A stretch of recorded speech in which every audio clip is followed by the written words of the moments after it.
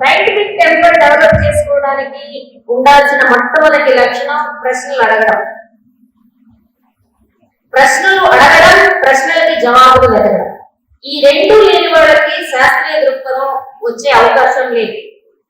భారతదేశంలో పిల్లలకి in general గా, ముఖ్యంగా ఆడపిల్లలకి ప్రశ్నలు అడగకుండా ఉండడం ఎట్లాగా, తలకాయ దించుకొని బతకడం ఎట్లాగా, ఎవరైతే చెప్పినా డూడు బస్వన్నలాగా you are right, we're good girls, మేము చాలా మంచి అమ్మాయిలు అనిపించుకోవటానే మన జీవిత ధ్యేయంగా మనం బతుకుతూ ఉంటాం. అవునా కాదు? నేను ఇలా డ్రెస్ చేసుకోనా అంటే సామాజిక ఆమోదం ఉందా లేదా అని మనకి చచ్చేది భయం. మన నడకలో, మన నవ్వులో, మన ప్రశ్నలో, మన తిరుగుబాటులో కూడా సామాజిక ఆమోదం ఉందా లేదా అనేది మన పెద్ద ప్రశ్న. కాబట్టి నేను ప్రశ్నలు అడిగితే మీరు జవాబు అంటారు. ఎందుకంటే జవాబులు చెప్పడం మంచి ఆడపిల్ల లక్షణంగా, జవాబు చెప్పినట్టే ఎదురు జవాబు చెప్తావా అంటారు. ప్రశ్న అడుగుతారు, జవాబు చెప్తే జవాబు చెప్తావా అని కూడా అడుగుతారు. కాబట్టి ఎందుకు వచ్చింది లేని నోరు మూసుకుంటామా, చిన్నప్పటి నుంచి అలవాటు అయితే. చెప్పండి నాకు, సమానత్వం లేకపోవడం వల్ల మనం సమానం కాదని ఆలోచిస్తున్నామా, లేదా సమానం కాదని ఆలోచించడం వల్ల సమానత్వం లేకుండా పోయిందా? ఏది కరెక్ట్ అయితే? శాస్త్రీయ దృక్పథంలో ఉండాల్సిన మొట్టమొదటి నేను అనుకోవటం ఆలోచన అనేది స్టార్ట్ అయిన దగ్గర నుంచి ఉన్న యుద్ధం ఏంటి అంటే, నీ దృష్టిని బట్టే సృష్టి ఉంటుంది అనేది ఒక పెద్ద వాదన కాదు. సకల జరాచర జగత్తు ఏదైతే నిరూపణకు నిలబడుతుందో ఆ నిరూపణకు నిలబడే సరాచర వాస్తవిక జగత్తు నుంచే మన ఆలోచన వస్తుంది అనేది రెండో దృక్పథం. ఈ రెండో దృక్పథాన్ని శాస్త్రీయ దృక్పథం అంటారు.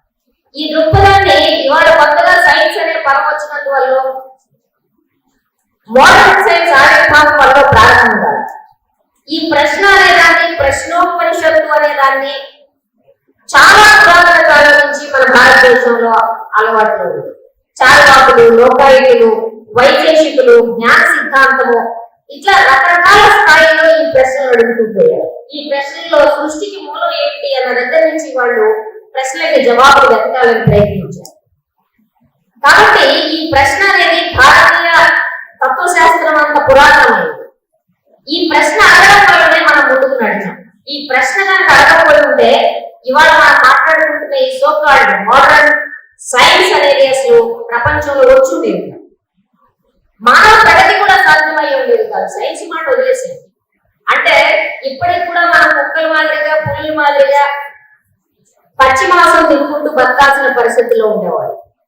ఈ మెదడు అనే పదార్థం అద్భుతంగా ఈ ప్రశ్నని ఫ్రేమ్ చేయటం వల్లనే, ఏ ప్రశ్న అడిగింది మానవ మెదడు? చాలా బేసిక్ క్వశ్చన్స్. ఎందుకు జరిగింది, ఎలా జరిగింది, ఎప్పుడు జరిగింది, ఎక్కడ జరిగింది, ఎవరు చేశారు? ఈ ప్రశ్నలకి జవాబులోనే మొత్తం శాస్త్రీయ దృక్పథం ఉంటుంది. అంటే చాలా సింపుల్ గా ఈ ప్రశ్నలు అడగడంతోనే సమానత్వానికి కూడా పునాది ఏర్పడుతుంది. ఎందుకంటే శాస్త్రం కానీ ప్రకృతి కాదు. శాస్త్రం, ప్రకృతి అనే రెండు పదాలు ఎందుకు వాడుతున్నానంటే, ప్రకృతి చాలా శాస్త్రపూరితంగా ఉంటుంది, ప్రకృతి రొమాంటిక్ గా ఉంటుంది, ప్రకృతికి కొన్ని నియమాలు ఉంటాయి. ప్రకృతి నియమాలని కలుపుకోవడం ద్వారా మాత్రమే సైన్స్ ఉనికిలోకి వచ్చింది. ప్రకృతి నియమాలని, సూత్రాలని కనుక్కోవడం, ఆ ప్రకృతి సూత్రాలని, నియమాలని ఉపయోగించుకొని పరికరాలు తయారు చేయడం అనేది సైన్స్. అప్పుడు నుంచి ఏం లేదు సైన్స్. కాబట్టి ఈ ప్రకృతి, శాస్త్రము, ఈ రెండు ఏవైతే ఉన్నాయో ఇవి మానవ జీవితంలో అనివార్యంగా ముడిపడటం, మీరు చేసే ప్రతి పనిలో ముడిపడి ఉంది. కానీ దురదృష్టవశాత్తు ఒక దశ దాటాక రకరకాల కారణాల వల్ల మీ మెదడుని పండించొద్దు అని చెప్పారు. ముఖ్యంగా మన దేశంలో 50% మెదడుకి మీకేం పర్లేదబ్బా, మేము ఎట్లా చెప్తే అట్లా చేయండి అని చెప్పారు. మీరు ఎట్లా ఉండాలో చెప్పారు, మీరు ఎందుకు ఆలోచించకూడదో చెప్పారు. ఎందుకు చెప్పారు ఈ మాట? మనం ఆలోచించకూడదని ఎందుకు చెప్పారు? ఆలోచిస్తే ప్రశ్నలు వస్తాయి. ప్రశ్నలు వచ్చినాయి అనుకోండి, నాలుగు చిన్న చిన్న విప్లవాలు తెస్తారు. అంటే మా ఇంట్లో జరిగిన చిన్నప్పుడు చిన్న విప్లవం ఏంటంటే, చిన్న తిరుగుబాటు విప్లవం కూడా. నాకు ఇద్దరు అన్నయ్య. మా నాయన మా రోజు అన్నం తిన్నాక వాళ్ళ కట్టే కూడా నువ్వు అడిగేయాలి. నాకు చాలా అన్యాయంగా, చాలా ఘోరంగా అనిపించింది ఈ విషయం. నాకంటే పెద్దవాడు కదా, వాడు కూడా కడగాలి. ఏమన్నా పని చెప్తే వాడైతే చెప్పాలి, నాకు ఏంటి పోనీ పాలు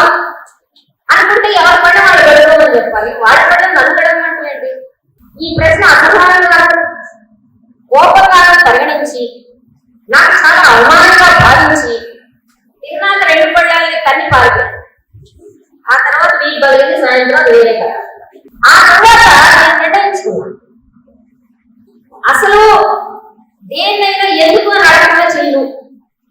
అంటే నన్ను ఎవరైనా తలకాయ దించుకో అన్నారనుకో, ఎందుకు దించుకోవాలి మెండకు వచ్చేలాగా, నేను ఇప్పుడు చూసుకుంటే ఇది కలగదు అన్న దగ్గర మొదలుపెట్టాను. ఏమో నిజమే, ఎందుకు తలకాయ తింది, నువ్వు బుద్ధిగా ఉండాలమ్మా, నువ్వు కాలేజీకి పోతే ఎట్లయితే తలకాయ ఇంటి దగ్గర దించితే కాలేజీ దగ్గర ఎక్కాలి, అట్లా ఎక్కారనుకోండి వచ్చిన యాక్సిడెంట్లు అవుతుంది. చెప్పండి మీ అమ్మాయి, దారి చాలా ప్రమాదకరంగా ఉంది, తలకాయ దించుకొని పోతే చాలా కష్టమైపోతుంది. సరే అదొక భాగం. రెండోది, ఈ రకమైన ఆడపిల్లలే బుద్ధిమంతులైన ఆడపిల్లలు. అంటే ప్రశ్నలు అడగని వాడు. ఈ ప్రశ్నలు అడగని లక్షణం ఈ దేశంలో ఆడపిల్లలకు అలవాటు చేసినాక ఆడపిల్లలు సైన్స్ లో ఎందుకు ఉంటారంటే ఉంటారా? మీరు నమ్మినా నమ్మకపోయినా భారతదేశంలో సైన్స్ చదవడం అనేది చాలా అన్సైంటిఫిక్ గా జరుగుతుంది. ఎందుకు అన్సైంటిఫిక్ గా జరుగుతుందంటే, ఒకటి, సైన్స్ ఫ్యాకల్టీలోకి వెళ్లే ఆడవాళ్ళ సంఖ్య తక్కువ. ఎందుకంటే సైన్స్ మ్యాథ్స్ అనగానే బయటపెట్టడం ఎక్కువ. బయాలజికల్ సైన్సెస్ లో ఉంటారు కానీ మ్యాథ్స్, ఫిజిక్స్, కెమిస్ట్రీ ఇట్లాంటి వాటిల్లో ఆడవాళ్ళ సంఖ్య తక్కువ. ఎందుకనంటే మగవాడి మేధావండి, అతగాడి కూడా మాత్రం పనిచేస్తుంది. వాళ్ళే మ్యాథ్స్ సాల్వ్ చేయగలరు, వాళ్ళకే రీజనింగ్ ఉంది. ఈ మాట నేను అన్నానని మీరు అనుకోరు. ఈ మాటని 2015లో నోబెల్ బహుమతి పొందిన ఒక ఆయన టిమ్ హంట్ అని, ఈయన నోబెల్ బహుమతి బయోకెమిస్ట్రీలో వచ్చింది. 2015లో ఆయన అంటాడు, women are not fit for science because when criticized they weep, because of them whole labs become chaos and men fall in love with women. అంటే మగాళ్ళు ఆడవాళ్ళతో ప్రేమలో పడిపోతారంట, మగాళ్ళ జీవితాలను ఆడవాళ్ళు చంద్రవంతం చేస్తారంట, వాళ్ళు ఏమన్నా విమర్శిస్తే వాళ్ళు ఏడుస్తారంట. ఇది ఒక నోబెల్ బహుమతి పొందిన సైంటిస్ట్ ఇచ్చిన స్టేట్మెంట్ 2015. సో ఈ దీంట్లో సైన్స్ ఎంత ఉందో మనం చూద్దాం. ఆయన సైంటిస్టే కానీ దాన్ని బట్టి మనం ఏం అర్థం చేసుకోవాలి, సైన్స్ ప్రయోగాలు చేసిన ప్రతి వాళ్ళు శాస్త్రీయ దృక్పథం కలిగి ఉండరు. దీనికి మీకు మొదటి ఉదాహరణ, శ్రీహరికోట నుంచి పట్టుకొచ్చి రాకెట్ నమూనాలను తీసుకొచ్చి ఎక్కడో పెట్టి ఆశీర్వాదాలు. నీ టెక్నాలజీ సరిగ్గా ఉంటే ఎగురుద్దు, టెక్నాలజీ నాశనం ఉంటే మురుగుదు. ఇది సింపుల్ సైన్స్. ఈ సైన్స్ అర్థం కాకుండా ఆశీర్వాదాలు తీసుకునే వాళ్ళు వాళ్ళకి శాస్త్రీయ దృక్పథం ఉందని అనలేదు. వాళ్ళకి కేవలం టెక్నోక్రాట్స్ అనగలరు. అంటే వాళ్ళ టెక్నాలజీని అర్థం చేసుకున్న వ్యక్తులుగా అనగలరు తప్ప వాళ్ళని శాస్త్రవేత్తలు అని అనలేదు. ఈ నోబెల్ బహుమతి పొందిన ఈ మాట్లాడటం ద్వారా మొత్తం సైంటిఫిక్ ప్రపంచంలో సంచలనం వచ్చింది. ఈయన మీద ఖండన మండలాలు భయంకరంగా జరిగాయి. అడిగిన మొదటి ప్రశ్న ఏంటంటే, మనిషి అనే వాడికి ఎమోషన్స్ అన్ని ఉంటాయి, ఆడైనా మగ. ఆడవాళ్ళు ఏడిస్తే తప్పేంటి? అసలు ఏడవడం అనేది ఏమన్నా సిగ్గు చేయదైన విషయమా? ఏడుపు వచ్చినప్పుడు కళ్ళల్లో నీళ్లు రావడం ఏమన్నా సిగ్గు చేయదైన విషయమా? అంటే ఆయన మగపుగా ఉండా పెరిగాడు, భారతదేశంలో మగ పిల్లగా పెరిగాడు. ఏంటి భారతదేశంలో మగ పిల్లల్ని మనం ఏం చెప్పండి, మోస్ట్ అన్సైంటిఫిక్ గా చదువుతాం.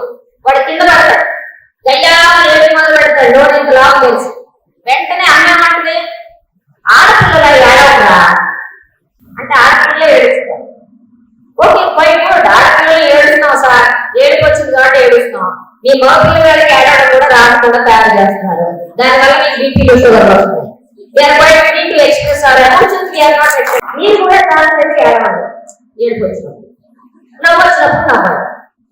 మమ్మల్ని ఏడుపు వచ్చినప్పుడు ఏడవాలంటారు కానీ నవ్వు వచ్చినప్పుడు మాత్రం ఆడపిల్లలు నవ్వకూడదని చెప్తారు. అదేంటో ఆ నవ్వు వాడకంతో మనకు కాదు. చూడండి, మొత్తం సమాజం అంతా ఒక పక్కన మోడర్నిటీ వైపు వెళ్తూ రెండో వైపున మన జీవితాల్లో మాత్రం పూర్తి అశాస్త్రీయతనే నింపేస్తుంది. ఈ రెండో పరస ఆయన అందరికీ మగాళ్ళు ఆడవాళ్ళతో ప్రేమలో పడిపోతారు. అది కూడా ఆడవాళ్ళ తప్పే. ఆడ పడటం మన తప్పు. పడకుండా ఉండండి, ఇనుప కచ్చడాలు పెట్టుకుని పిల్ల తీసుకుని తపస్సులు చేసుకుంటూ ఉండండి. ఎవరంటే మమ్మల్ని ప్రేమించమని మేము అడిగామా? తర్వాత ఆయన అంటాడు, వాళ్ళు ఉంటే మొత్తం గందరగోళం చెలరేగుతుంది. ఎక్కడ గందరగోళం చెలరేగుతుంది? ఈ ప్రపంచంలో మొట్టమొదటి సైంటిస్ట్ విమెన్, మొట్టమొదటి మ్యాథమెటిషియన్ విమెన్, మొట్టమొదటి అగ్రికల్చరలిస్ట్ విమెన్. ఎందుకో నేను హేతుబద్ధంగా చెప్తా మీకు. రేషనల్ గా చెప్తా, లాజికల్ గా చెప్తా. అమ్మ నాకు చెప్పండి, మనిషి ఆకులు కట్టుకోవడం కూడా చేతగానప్పుడు కూడా పిల్లలు అయితే అన్నారుగా. మనిషి అంటున్నాను అంటే నేను ఇక్కడ ఆడవాళ్ళని కూడా అంటున్నాను, ఎందుకంటే మగవాళ్ళకి పిల్లలకనే అదృష్టం లేదు, మనకు మాత్రమే ఉంది. And we're proud of that fact. కాబట్టి పాపం వాళ్ళ పిల్లల్ని అనుకోవడంలో చాలా ఇబ్బందులు పడుతుంది. నేను సైంటిఫిక్ గా మాట్లాడతాను. సరే, మొదటి విషయం ఏంటి అంటే మనం ఆకులు కట్టుకునేటప్పుడు కూడా పిల్లలుగానే పనిచేసాం కదా. ఏ సమయంలో పిల్లలు పుడతారు లెక్క పెట్టుకోవాల్సిన అవసరం ఎవరికి ఉంది? మన శరీరాన్ని గురించి మగాళ్ళగా ఆడవాళ్ళకుంది. అందుకని లెక్కలు మనమే మొదలుపెట్టాం. నెలసరి ఎప్పుడు వస్తుంది, పిల్లలు ఎప్పుడు పుడతారు, ఇక్కడ మనం లెక్కలు మొదలుపెట్టాం. పిల్లలు పుట్టారు, ఆనాటికి ఈనాటికి తల్లి వాస్తవం, తండ్రి నమ్మకం. తల్లి బిడ్డని తండ్రిని ఇంట్రడ్యూస్ చేయాలి. ఈ నాయకురా అంటే అప్పుడు డాడీ అంటాడు. అంతవరకు తల్లి మాత్రమే తెలుసు, బట్ మనం ఫ్యాక్ట్, అది ఇమాజినేషన్. కాబట్టి ఈ ఫ్యాక్ట్ ఏదైతే ఉందో, ఈ ఫ్యాక్ట్ లో నర్చరింగ్ ఆఫ్ ఏ చైల్డ్ ప్రకృతి మనకి ఇచ్చిన డ్యూటీ. ఈ డ్యూటీలో భాగంగా మనం ఇల్లు కట్టుకోవడం నేర్చాం, ఆహారాన్ని నిల్వ చేయడం నేర్చాం, మరీ దూరం ఏం పెట్టుకోవడం లేని కరెక్ట్ టోటల్ పెంపకాన్ని నేర్చాం, వీటిని నిల్వ చేయడానికి కొండలు తయారు చేయడం నేర్చాం, డెలిషియస్ ఫుడ్ తయారు చేయడానికి వంట నేర్చాం. వాటిని వాడు పోషించుకోలేని మగాళ్ళు ఆడాళ్ళు గందరగోళం సృష్టిస్తారని అంటారు. ఈ ప్రపంచానికి ఒక క్రమ పద్ధతిని ఇచ్చిందే ఆడవాడు. ఈ దేశం ప్రపంచంలో గందరగోళాలను సృష్టిస్తారంటే మగాళ్ళు సృష్టిస్తారు, ఎందుకంటే వాడు మోస్ట్ అన్సైంటిఫిక్.